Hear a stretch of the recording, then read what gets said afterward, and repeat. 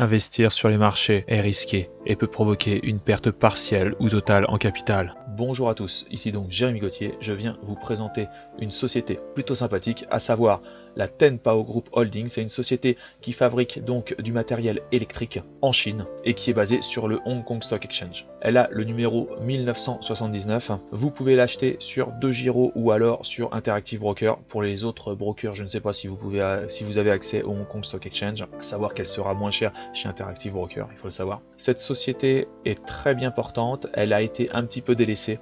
Je ne comprends pas pourquoi, parce que franchement, vous voyez ce vert, un green de chez Green, sur 5 ans. Donc vous voyez, ça stagne, c'est-à-dire là, on va dire depuis 2017, ça stagne, ça bouge pas. Alors on voit évidemment, il y a eu le truc là de mars, où c'est un peu descendu. Excellent, regardez la valuation, elle est complètement sous-évaluée. Elle est sous-évaluée de 82,1%. Ça, c'est quelque chose qui a du potentiel. Et attendez, c'est pas fini. Franchement, elle est propre. Cette action est ultra propre. Il nous annonce qu'il va y avoir une croissance future, ce qui est pas mal. Revenu par action, le bénéfice par action est censé augmenter aussi. Très bon. Alors par contre, les analystes n'ont pas... Enfin, ça reste dans la ligne des analystes. Donc les performances passées, ce qui est quand même important, vous voyez, ça ne fait que monter. Sauf les revenus qui ont un petit peu baissé, mais qui sont en train de remonter. Le cash flow, alors par contre on est rentré en cash flow négatif, alors ça d'après Warren Buffett c'est pas bon, et d'après moi aussi d'ailleurs. Alors le cash flow a baissé, mais on est repassé en positif, donc là c'est bon. Cash depuis les activités opérationnelles, donc là on est toujours au-dessus, on est toujours en positif, c'est bon. Donc ça c'est plutôt important, dans le sens où cette société était pas mal endettée, mais elle est en train de se désendetter. On voit que l'endettement est en train de baisser et que les revenus sont en train de monter. Donc si vous voulez, l'action risque d'exploser quand il y aura plus de rouge, c'est-à-dire que quand l'endettement va complètement baisser et que les revenus et l'equity va monter encore. On est sur quelque chose de sain, c'est-à-dire qu'il y a de l'endettement, mais de l'endettement il y a de la croissance. Okay, et là maintenant il y a de la croissance et l'endettement baisse. Et c'est comme ça, à savoir, je ne suis pas un trader, je suis un capitaliste. Dans le sens où je ne suis pas un marchand, j'achète, je vends dans tous les sens. Cette action-là, je l'achète, je la garde, okay, et je touche du rendement dessus. Le dividende est de 8,12%. Donc on est sur quelque chose de plutôt solide. Là, je vais quand même mettre un paquet de pognon sur cette action. Parce que je pense que c'est du solide. Évidemment, je suis très diversifié. Alors, je dois avoir dans mon portefeuille peut-être 60-70 sociétés différentes. Donc je suis très diversifié. Mais celle-là, je vais mettre un bon paquet de pognon. Je peux vous le dire. Donc 8,12%. Un truc intéressant, c'est que quand vous empruntez sur les marchés actions chez DeGiro ou chez Interactive Broker, en général, le taux d'intérêt est de 1,5%. C'est-à-dire que quand vous avez un intérêt de 1,5% mais vous avez un dividende de 8,12%, vos emprunts vous rapportent de l'argent. C'est tout le contraire que d'acheter une voiture ou ce que vous voulez, vous voyez ce que je veux dire. Bon, ceux qui ont lu Monsieur Kiyosaki, ils savent ce que c'est que d'investir dans l'actif et non pas dans le passif.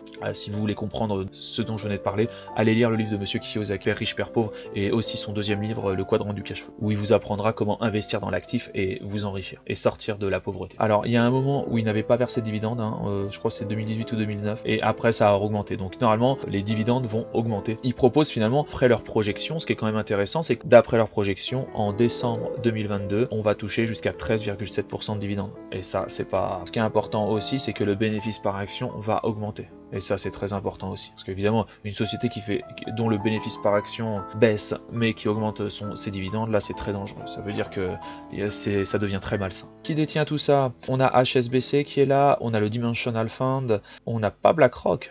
Où est BlackRock? Eh ben écoutez, d'après ce que je vois, on n'a pas BlackRock. On a quand même quelques occidentaux, mais... Alors à savoir, si en plus BlackRock venait un de ces quatre se mettre sur cette action, ça serait un truc de dingue. Donc alors chez Interactive Broker, ça nous dit le Tenpao Group Holding, il a un score de 10 sur 10. Donc là, si vous voulez, c'est pas les Chinois qui vous le disent, là c'est le Reuters Stock Report Plus, un score de 10 sur 10. On peut pas faire mieux, cherchez pas. Et ça, il y a beaucoup d'actions chinoises qui sont comme ça, c'est des 10 sur 10. Alors vous voyez, tout le monde achète des sociétés pourries qui ont des scores de 1 sur 10, parce qu'elles sont européennes, parce qu'elles sont américaines, mais vous avez des sociétés chinoises qui sont de très bonne facture et personne les achète. Et bah écoutez, les achetez pas. Qu'est-ce que je vous dis, si vous voulez taper du 0,1% de dividendes. Earnings, donc les bénéfices, écoutez, on est à 9 sur 10, donc c'est plutôt pas mal. Vous voyez, on est très haut. Les fondamentaux, ce qui est très important, 9 sur 10. Donc il faut savoir qu'en plus, elle est quand même au-dessus de ses rivales la plupart du temps. La valuation, 10 sur 10, parce que évidemment le prix est très bas. Le price earning ratio est très bas. Là, le future price earning, il est de 3,7. Je sais pas si vous vous rendez compte. Là, vous regardez par exemple le price earning d'AMD sur le Nasdaq, je crois il est de 257. Et là, on est à 3,7. Vous voyez ce que je veux dire? C'est laisser tomber, ça n'a rien à voir. Le risque, 9 sur 10. Donc c'est-à-dire il y a très peu de risque pour cette action, ce qui est plutôt réconfortant. Évidemment, le risque zéro n'existe pas. Est-ce que c'est le bon moment d'acheter? 5 sur 10. Bon, pour moi, c'est 10 sur 10, mais bon, après, ils font comme ils veulent. Nous voilà donc sur les valeurs financières, donc sur les revenus. Bah, vous voyez, là, ça augmente de 44... Oh là là là, le profit augmente de 44%. Les trucs opérationnels, les rentrées opérationnelles, plus 194%. Oh, putain, les rentrées avant les taxes, plus 219%. Donc voilà, on en est là. Hein. Je comprends pas pourquoi cette société est aussi sous-évaluée, il doit y avoir peut-être un loup, je sais pas. Vous voyez, alors là, on est sur des chiffres hallucinants. Que les... je sais pas d'où ça sort, écoutez. Bah regardez, hein, mettez un zoom sur les chiffres, c'est complètement hallucinant. Des valeurs financières, donc là dans le bilan, cash a baissé par contre. Bah je vois pas pourquoi ils mettent en rouge, c'est plutôt bien. Hein. Ils disent que la dette long terme a baissé. Bah c'est plutôt bien, je sais pas pourquoi. Ouais, moins 30, mais ils devraient mettre en vert. Moins il y a de dette, mieux c'est. Alors ça, pour moi, c'est très important. Même si c'est en rouge, pour moi, c'est du vert de chez vert. C'est que les revenus augmentent et que la dette baisse. Alors par contre, on voit que le cash baisse un peu, mais en même temps, si la dette baisse et qu'ils doivent rembourser la dette, on pourrait comprendre que le cash baisse aussi un petit peu. Là, c'est l'actionnariat. Victory Capital, Dimensional Fund, ils sont d'ailleurs 2 fois, Dimensional Fund. HSBC, ah bah là, ils vous sortent pas le même yield, ils vous disent que le yield, il est de 7,68%. Mais bon, entre, voilà, 7,68, 8%, ok, pourquoi pas, c'est pas mal. Alors, il faut savoir que le dividende est déjà passé, hein. C'était le 9 juin. Cette société, je ne suis pas encore placé dessus, je serai placé dessus cette nuit. Là, j'ai déjà mes ordres de placer. Comprenez que je suis placé, moi, quand je me place sur la plupart des produits financiers, je reste longtemps dessus. C'est-à-dire que là, c'est un achat sur 10 ans, sur 20 ans, sur 30 ans. Si vous êtes un trader et tout ça, ne suivez, ça sert même à rien de regarder ce que je fais. Je m'adresse aux capitalistes, je m'adresse pas aux traders. Écoutez, je vous souhaite une bonne journée et à bientôt. Salut.